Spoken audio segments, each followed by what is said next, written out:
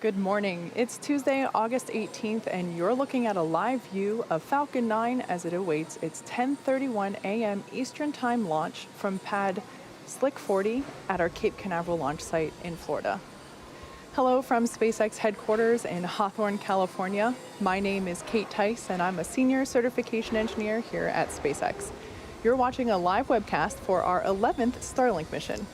This morning's launch represents a couple of milestones: our 14th mission of 2020, our 90th Falcon 9 mission, and the first time for reusing a booster for the 6th time. To date, we've launched nearly 600 Starlink satellites to orbit. As a reminder, Starlink is a constellation of satellites that can provide high-speed, low-latency internet all over the globe, particularly in remote or rural areas where connectivity is limited or completely unavailable. We have 3 small-sat passengers on board today's mission for our customer Planet, the operators of the largest constellation of Earth observation satellites.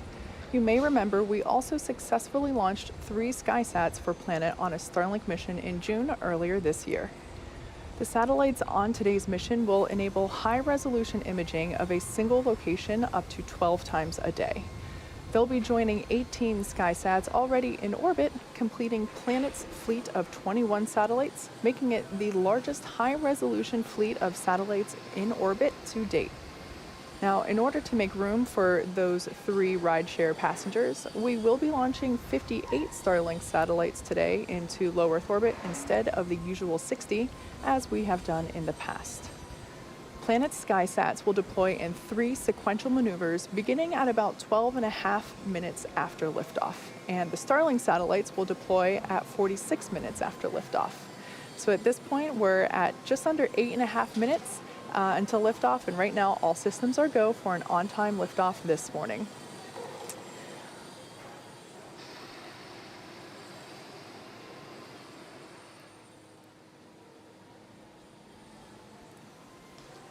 There on your screen is Falcon 9, our 2-stage liquid-fueled launch vehicle, getting ready for launch from Space Launch Complex 40, or Slick 40, in Cape Canaveral, Florida. Falcon 9 stands 70 meters tall, which is just greater than the wingspan of a 747 aircraft. Today's flight will be the 6th flight for this booster. It previously supported the Telstar 18 Vantage mission, Iridium 8, the first Starlink mission, as well as the 3rd and 8th Starlink missions. And this will mark the first time that we're flying a booster for its 6th mission. The bottom 2/3 of the vehicle that you see there is the first stage. And if you look closely, you can actually see the white clouds there are covering it up at the moment, but there are soot markings still on the vehicle from its previous 5 flights. The first stage has 9 Merlin engines that do the bulk of the work to get Falcon 9 off the ground and up into the thinner parts of the Earth's atmosphere, before separating from second stage and making its way back down to Earth for landing. Today we will be attempting to recover this first stage for the 6th time. This time we'll be doing that on our drone ship, Of Course I Still Love You, which is currently stationed in the Atlantic Ocean. You can see it there on your screen, about 350 nautical miles northeast of our Cape Canaveral, Florida launch site. On top of the first stage is the inner stage, which is the black segment of the rocket that you see there. The reason it's black as opposed to the rest of the vehicle is because it is unpainted TPS, or thermal protective system, and that TPS is what protects the composite material in which the inner stage is made out of. The inner stage is what connects the first stage to the second stage and protects the second stage's single Merlin vacuum, or MVAC, engine during launch. That MVAC engine ignites after the first stage separates and will propel the second stage, along with Planet's 3 Skysats and our 58 Starlink satellites, into an elliptical orbit above Earth's surface. Like I mentioned earlier, Planet's Skysats will deploy sequentially at about 12 minutes and 30 seconds after liftoff, and our Starlink satellites will deploy around T plus 46 minutes. Falcon 9 has been loading propellants since T minus 35 minutes. As a reminder, Falcon 9 uses a rocket-grade kerosene, which we call RP1, for our fuel, and super-chilled liquid oxygen, or LOX, as our oxidizer. Currently, RP1 and LOX are nearly fully loaded on both stages, and liquid oxygen will continue to be topped off right until the last minutes of the countdown. The stack of 58 Starlink satellites and 3 Skysats are safely enclosed right inside of that structure, our payload fairing, which is a 17-foot diameter structure at the top of the rocket. The fairing protects the satellites from aerothermal heating, aerodynamic loads, and contamination during the ascent phase. Once we reach the vacuum of space, we'll jettison those fairing halves while the second stage will continue on to orbit. The fairing halves that we're using today previously flew on the Starlink mission that we launched earlier this year in January. We will be attempting to recover these fairing halves today using our recovery ships, which you can see there on your screen, Ms. Chief and Ms. Tree. At approximately T plus 40 minutes, or roughly 2 minutes before landing, the recovery team will perform a poll to confirm if we're good to make a safe catch attempt. As you might imagine, weather plays a big factor into that go, no-go decision for the catch attempt, as it can impact not only the sea states for the boats, but also the fairing's altitude, position, and speed, which impact all how the fairing will fall back to Earth. As of right now, weather is looking good. We have got blue skies and just a couple of clouds there at Cape Canaveral, Florida. The vehicle, the satellites, and the weather and the range are all looking good for an on-time liftoff of 10:31 a.m. Eastern at just under 4 minutes from now.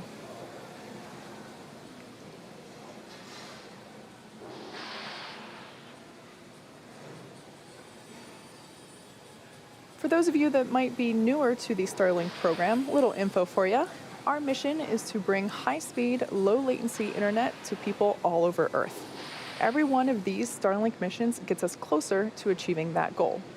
Some of the most exciting opportunities for Starlink are locations where traditional fiber or cable is simply not practical, such as rural and remote communities. It's also exciting for places where fiber and cable are impossible, such as aircrafts and cruise ships. This is a big endeavor, and we have a lot of work ahead of us, but today's launch gets us one step closer to these goals. If you're interested in getting future news about our Starlink service, head on over to starlink.com and sign up for updates. And if you're interested in helping roll out Starlink to the world, our Redmond, Washington location, which is just outside of Seattle, is looking for talented software engineers. The software engineers here at SpaceX get to drive work across exciting projects such as our rockets, spacecrafts, and satellites and ground systems. Send your resume to softwarejobs@spacex.com if you're interested in joining our team. So right now, we are just under 2.5 minutes from liftoff, and Falcon 9 is moving into the final stages of the countdown. Right now, the first and second stages are nearly fully loaded with 1 million pounds of kerosene fuel and liquid oxygen. Fuel is completely loaded. LOX on the first stage is also completely loaded, and we are continuing to top off the liquid oxygen loading on the second stage. Super chilled liquid oxygen, which, like I mentioned, we call LOX, is our propellant oxidizer, and that's what is creating those white clouds around the vehicle that you see there. This happens when liquid oxygen is exposed to ambient air, which is warmer, and causes the liquid oxygen to evaporate into gas and form those white clouds. The first stage should finish prop loading here, and actually I just noticed that all fuel tanks and liquid oxygen tanks are now fully loaded, so complete there on the prop load. Here in just 30 seconds or so, we'll hear a call out that Falcon 9 is in startup. It means that the rocket's autonomous internal flight computers have taken over the launch countdown. At T minus 2 seconds, the Merlin engines will light, and liftoff will be commanded to the vehicle at T minus 0. So right now, as we approach the T minus 1 minute mark, the Starlink payload and the Planet payloads continue to look healthy. Falcon 9 team is tracking no issues on the rocket. Weather continues to look good, and the range is green for launch. Falcon 9 is in startup.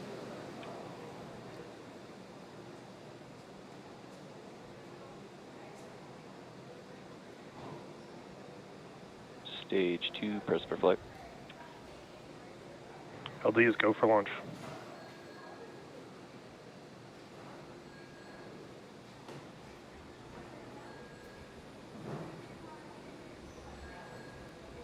T minus 30 seconds.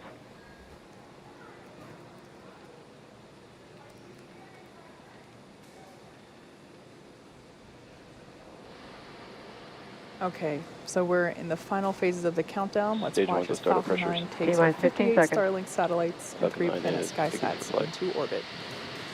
10, 9, 8, 7, 6, 5, 4, 3, 2, 1, 0.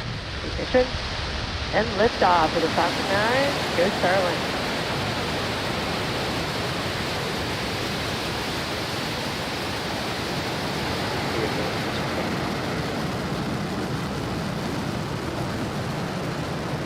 Stage one propulsion download.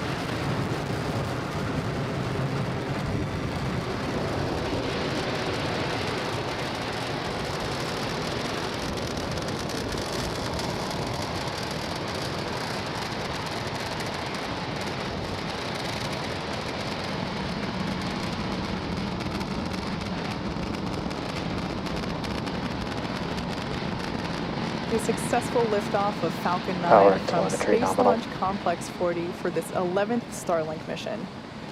The 3 planet Skysats and our 58 Starlink satellites are on their way to space. In about 10 seconds, we will be approaching max Q. Merlin engines are now Vehicle throttling supersonic. down as they anticipate the moment of greatest aerodynamic pressure.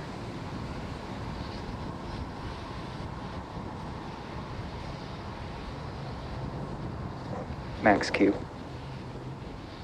All right, we just went through max Q, and the vehicle is now supersonic. And Merlin engines have throttled back up. So coming up in about a minute, we'll have 3 events happening back to back. First will be main engine cutoff, or MECO. This is where all 9 Merlin engines will shut off to slow the vehicle down in preparation for the second back event, engine chill stage started. separation. This is where the first stage separates from the second stage, with stage 1 starting to make its way back to Earth for landing, while second stage will kick off the third event in this sequence, SES-1, or second engine start 1. This is where that Merlin vacuum engine will ignite and begin to propel the second stage along with our payloads into orbit. Main engine cutoff coming up in about 20 seconds.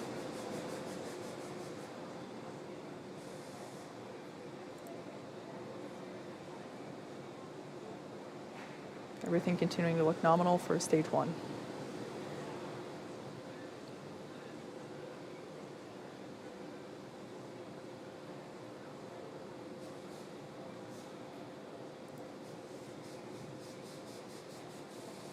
We have MECO. Stage separation confirmed.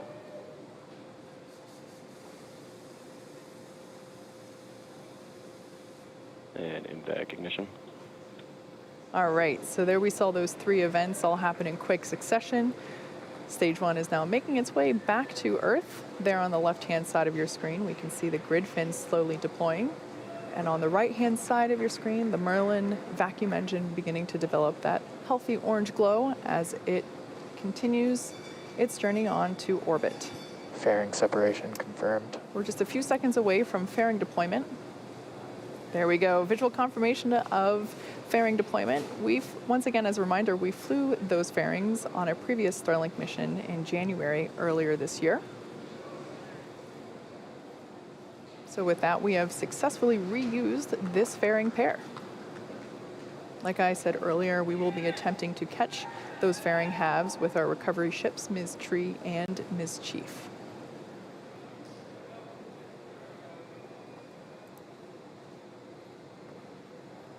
Bermuda acquisition of Everything signal. continuing nominally.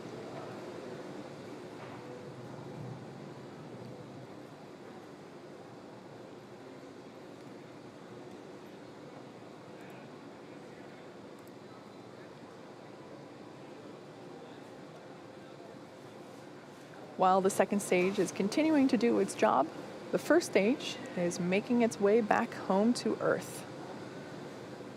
In the next few minutes, it will be executing 2 burns. The first is the entry burn, where 3 of the Merlin engines at the bottom of the first stage will light up and begin to slow the stage down as it re-enters the upper part of the Earth's atmosphere. The second burn is known as the landing burn, This is a single engine burn that will bring the vehicle speed down rapidly in order to make a soft landing on the drone ship.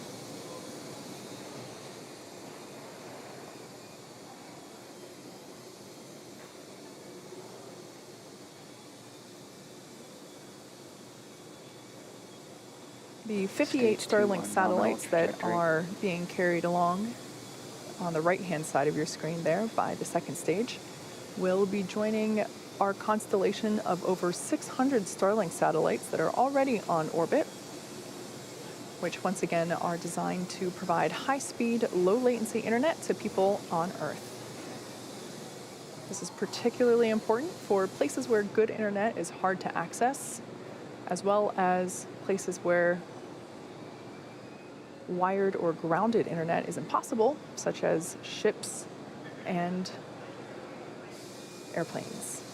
We're 1 minute away from the beginning of that entry burn. On the left-hand side of your screen, we can see stage 1 coasting using nothing but those grid fins. We see them articulate here and there as they continue to steer. And we also utilize nitrogen gas for occasional little bursts of that nitrogen gas, and we use that for attitude control, which sometimes you can catch a glimpse of as little white puffs.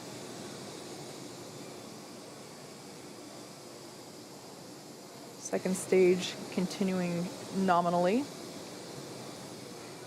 now at 1.5 Gs for acceleration.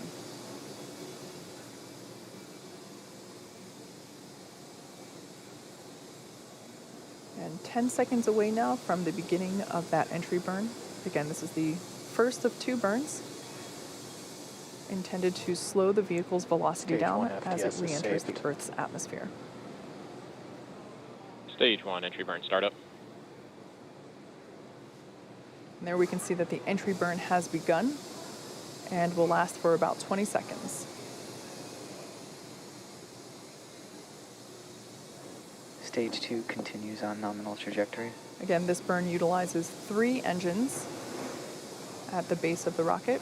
And Stage there 1 we entry can burn see the shutdown. entry burn has concluded. Second stage trajectory is still looking nominal.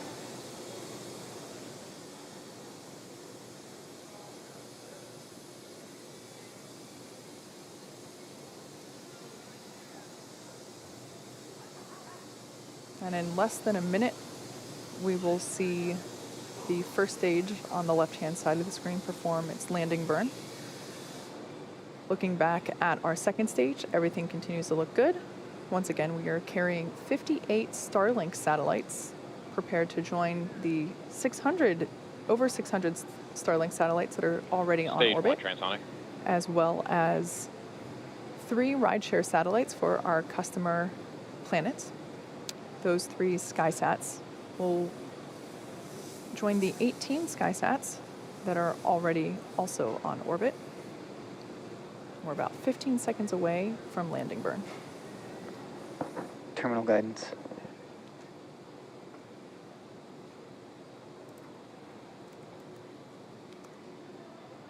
Stage 1 landing burn.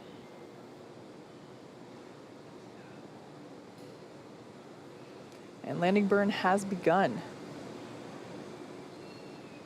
We should see the Stage plume 2 from the FTS is rocket saved. appear on the screen here. Stage in 1 a landing second. leg deploy.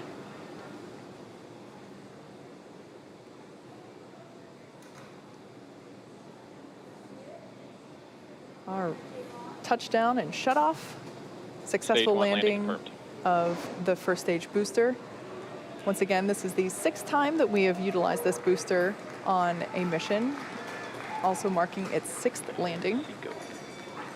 This is the Of Course I Still Love You drone ship in the Atlantic Ocean.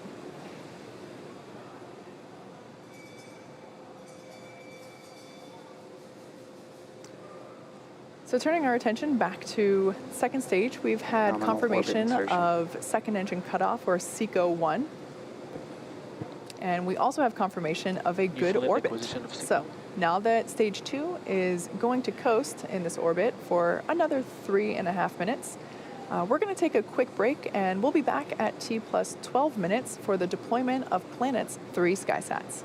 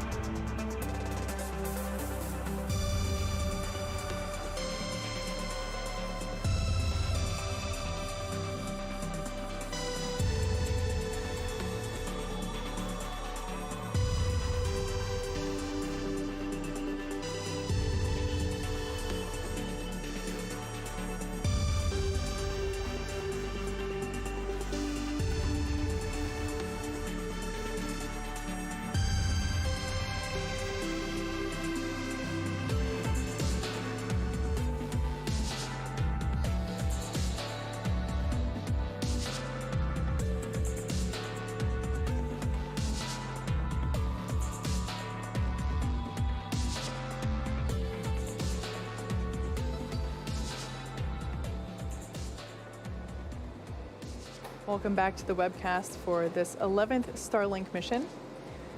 We had an on-time liftoff from Cape Canaveral, and everything is looking nominal for our second stage. As we can see on our screen there, the stack of payloads. We are carrying 58 Starlink satellites as well as 3 rideshare satellites for our customer planet.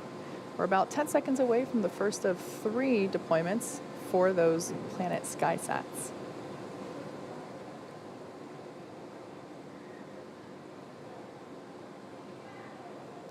Skysat 21 deploy confirmed. Okay, deployment confirmed for that first Skysat. The first of 3 this morning. And there on your screen, at the end of the stack, slowly making its way away from the second stage, we can see that first Skysat moving along.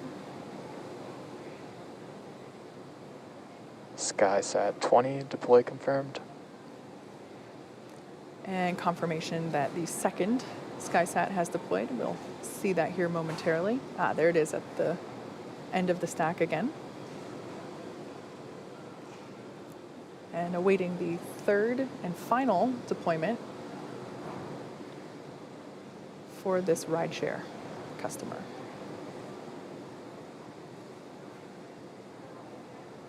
And Skysat 19 deploy confirmed. And deployment confirmed for that third and final Skysat for our customer planet. These 3 Skysats will be joining 18 already on orbit, which will complete the fleet of 21 and make it the largest high-resolution fleet of satellites in orbit to date. Like I mentioned before, they'll be capable of imaging a single location up to 12 times a day. Right now, Stage 2 is going to continue to coast in this orbit for a few more minutes. During this time, it will start to spin along its central axis, which will give those Starlink satellites the momentum they require to space themselves out over time after deployment at T plus 46 minutes. So right now, we're going to take a break, but stay tuned because we'll be back at T plus 45 minutes in preparation for the deployment of those 58 Starlink satellites. Stay with us.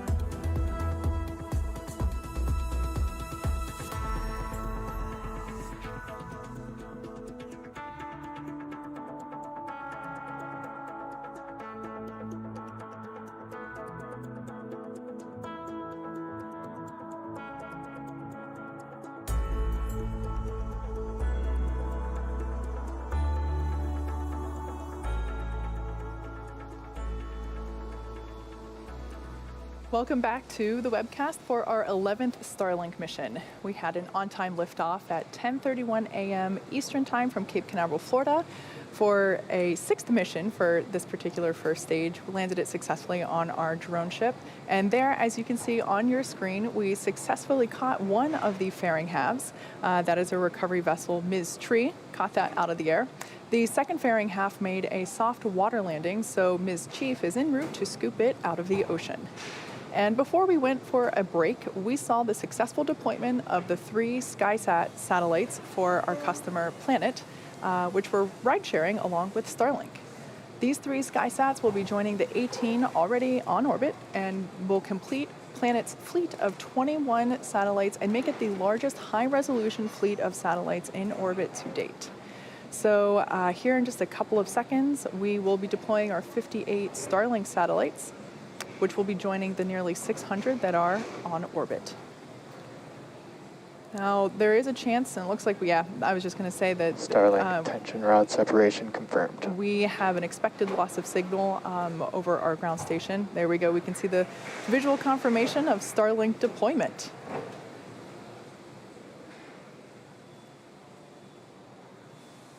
Like I said before, those 58 Starlinks will be joining 600 that are already on orbit, and shortly they will be deploying their solar arrays.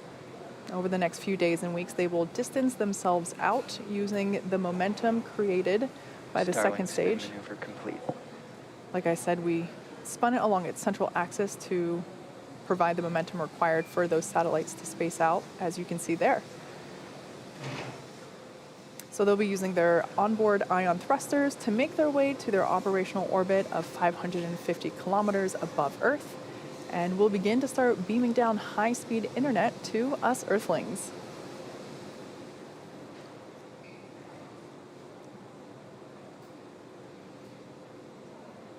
And with that wonderful view of those Starlink satellites floating out into space, we will now bring our webcast to a close this morning. We'd like to thank our customer Planet for their continued support riding on board Falcon 9, as well as the FAA and the 45th Space Wing for supporting today's mission. If you're interested in getting future updates about Starlink launches, as well as general updates about future service availability, head over to starlink.com, sign up for updates, and we will see you next launch. Until then, have a good one.